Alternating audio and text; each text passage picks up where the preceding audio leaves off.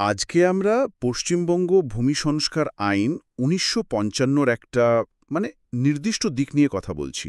হ্যাঁ, আইনটা তো অনেক বড়। আমরা এর একটা বিশেষ ধারা ৪৯-এর ১ ক এটা নিয়ে আলোচনা করব। ঠিক। আমাদের কাছে এই আইন সংক্রান্ত কিছু তথ্য আছে, আর আমরা এই ধারাটা এর ভেতরের কথাগুলো একটু সহজ করে বুঝতে চাইছি। অবশ্যই। এই ধারাটা আসলে বেশ গুরুত্বপূর্ণ, বিশেষ করে তাদের জন্য যারা বহুদিন ধরে সরকারি বা যাকে বলে খাস জমিতে থাকছেন। খাস জমি, আচ্ছা। হ্যাঁ, মানে এই ধারার মাধ্যমে সরকার কিছু শর্ত পূরণ হলে অবশ্য সেই জমিটা তাদের নামে বন্দোবস্ত বা সেটেলমেন্ট দিতে পারে। ও, সেটেলমেন্ট, তার মানে কি মালিকানা? ঠিক মালিকানা নয়, বরং বলা ভালো নির্দিষ্ট শর্তে ব্যবহারের অধিকার। মানে সরকার আইনতভাবে জমিটা ব্যবহারের পারমিশন দেয়। আচ্ছা আচ্ছা। তাহলে আমাদের আজকের লক্ষ্য এটাই, এই ধারার শর্তগুলো কি, কারা পেতে পারেন, আর এর প্রভাবটা কি, এইগুলো সহজ করে বোঝা। একদম। বিশেষ করে যারা ধরুন অনেক বছর ধরে সরকারি জমিতে ঘর বানিয়ে আছেন, তাদের জন্য এটা কতটা কাজের। দেখুন, মূল আইডিয়াটা হলো যদি কোনো ব্যক্তি একটানা অনেক বছর, মানে সত্যি অনেক বছর ধরে সরকারি খাস জমিতে নিজের তৈরি করা ঘরে বসবাস করেন। নিজের তৈরি করা ঘর, এটা জরুরি। হ্যাঁ, খুব জরুরি। নিজের খরচে বা পরিশ্রমে বানানো হতে হবে। আর তার থেকেও জরুরি হলো ওই জমিটার যেন অন্য কোনো আইনি দাবিদার না থাকে। মানে কোনো লিগ্যাল ওনার বা অধিকারভোগী থাকা চলবে না। মানে জমিটা নিয়ে কোনো ঝামেলা থাকা চলবে না। ঠিক তাই। কোনো রকম চালু মামলা বা আইনি বিরোধ থাকলে হবে না। এই শর্তগুলো যদি পূরণ হয়, তখন সরকার ওই ব্যক্তির নামে জমিটা বন্দোবস্ত দেওয়ার কথা ভাবতে পারে। এটা তো তাহলে অনেকের কাছেই একটা বিরাট ব্যাপার, মানে একটা নিশ্চয়তা আসে। হ্যাঁ, অবশ্যই।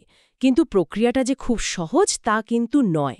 কিছু বেশ কড়া শর্ত আছে। সেটাই ভাবছিলাম, কি সেই শর্তগুলো? প্রথমত যেটা বললাম, জমিতে সত্যি বসবাস করতে হবে। মানে শুধু কাগজে কলমে নয়, ফিজিক্যালি ওখানে থাকতে হবে। আচ্ছা। দ্বিতীয়ত, বাড়িটা নিজের হতে হবে। ভাড়া বাড়িতে থাকলে এই সুবিধে পাওয়া যাবে না। হুম।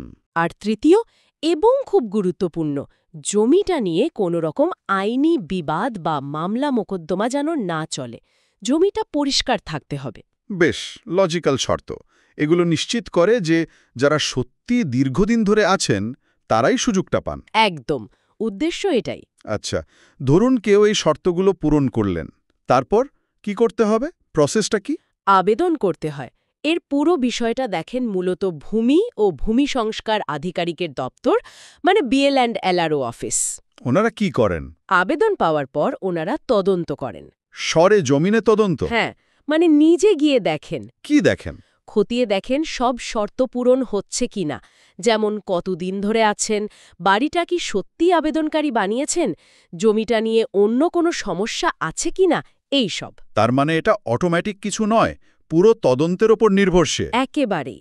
তদন্তে যদি সব ঠিক পাওয়া যায়, মানে আধিকারিক যদি সন্তুষ্ট হন যে হ্যাঁ, আবেদনকারী যোগ্য, সব শর্ত পূরণ হয়েছে, তখনই বন্দোবস্ত মঞ্জুর হতে পারে। আর মঞ্জুর হলে? মঞ্জুর হলে সেই তথ্যটা সরকারি রেকর্ডে ওঠে।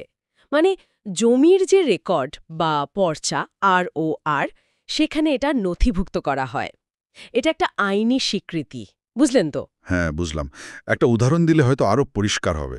ধরুন, একটা পরিবার প্রায় ২৫-৩০ বছর ধরে একটা সরকারি খাস জমিতে আছে। নিজেদের বানানো একটা মাটির বাড়ি। জমিটা নিয়ে কোনোদিন কোনো গণ্ডগোল হয়নি। আচ্ছা। তারাই ধারা ৪৯-এর ১ ক অনুযায়ী বন্দোবস্তের জন্য আবেদন করতেই পারেন। এবার BLRO অফিস তদন্ত করে যদি দেখে যে হ্যাঁ, তাদের দাবি সত্যি, তারা শর্তগুলো পূরণ করছেন, তাহলে তারা ওই জমির ওপর শর্ত সাপেক্ষে অধিকার পেতে পারেন। বোঝা গেল। কিন্তু একটা কথা, আমাদের কাছে যে তথ্য আছে তাতে বলা হচ্ছে যে বন্দোবস্ত পেলেও জমিটা নাকি চাইলেই বিক্রি বা লিজ দেওয়া যায় না, এরকম কিছু। ঠিক ধরেছেন। এটা খুব খুব জরুরি একটা পয়েন্ট। সাধারণত এই ধরনের বন্দোবস্তের সাথে একটা শর্ত জুড়ে দেওয়া থাকে। কি শর্ত? শর্তটা হলো, একটা নির্দিষ্ট সময় পর্যন্ত, যেটা আইনে বলা থাকে, ওই জমিটা হস্তান্তর করা যাবে না।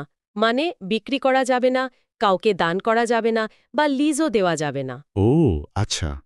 কেন এই রেস্ট্রিকশন? এর কারণ হল যাতে এই সুবিধার অপব্যবহার না হয়। মানে কেউ জমিটা বন্দোবস্ত নিয়ে চট করে বিক্রি করে লাভ কামিয়ে নিল, সেটা যাতে না হয়। জমিটা যেন সত্যি বাসস্থানের কাজেই ব্যবহার হয়, সেটা নিশ্চিত করা। ঠিক। তার মানে একদিকে দীর্ঘদিনের বসবাসকারীদের জন্য এটা একটা নিরাপত্তা, একটা অধিকার পাওয়ার সম্ভাবনা, আবার অন্যদিকে এর অপব্যবহার আটকানোর ব্যবস্থাও আছে। হ্যাঁ, আইনটা এই দুটো দিকই দেখার চেষ্টা করেছে। দীর্ঘদিনের বসবাসকে একটা আইনি স্বীকৃতি দেওয়া, যাতে তাদের জীবনে একটু স্থিতি আসে। কিন্তু এটাও মনে রাখতে হবে, এটা কিন্তু ক্লেম করার মতো কোনো অধিকার নয়। এটা সরকারের বিবেচনার উপর নির্ভরশীল একটা সুযোগ। পুরো আলোচনাটা শুনে একটা প্রশ্ন মনে আসছে। একদিকে এই মানুষগুলোর দীর্ঘদিনের বসবাস, তাদের একটা মানবিক দিক আছে, অধিকারের প্রশ্ন আছে। আবার অন্যদিকে আছে সরকারি জমির সঠিক ব্যবহার, প্ল্যানিং, বৃহত্তর উন্নয়ন। এই দুটো দিকের মধ্যে ব্যালেন্স রাখাটা কতটা কঠিন? এটাই কিন্তু সবচেয়ে বড় চ্যালেঞ্জ।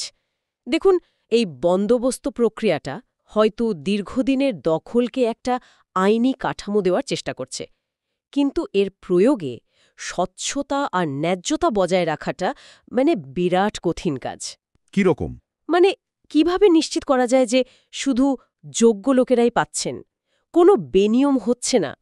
আবার এই ধরনের বন্দোবস্ত কি অপরিকল্পিত বসতিকে আরও উৎসাহ দিচ্ছে না?